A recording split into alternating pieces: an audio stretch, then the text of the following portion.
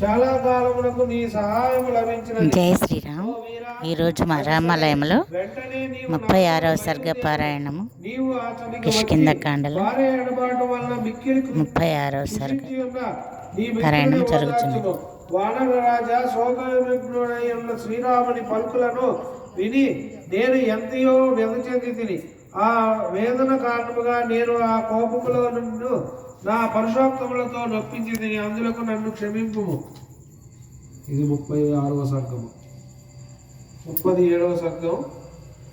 వివిధ పర్వతముల యందు గల తప్పిమరులను తీసుకొని వచ్చుటకై వానర ప్రముఖులను పంపుము అని సుగ్రీవుడు హనుమంతుని ఆదేశించుట, భారతి పంపగా వెళ్ళిన వానర నాయకులు వివిధ ప్రదేశములలో గల వానరులను సుగ్రీవుని కడకు తీసుకొని వచ్చుట. ఇది 37వ సర్గము. ఇప్పుడు చదువుకుందాం.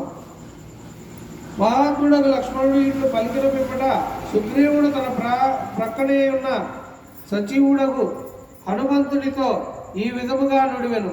మహేంద్రగిరి, హిమవత్ పర్వతము, వింధ్యాచలము, కైలాస పర్వతము, తెల్లని శిఖరములు గల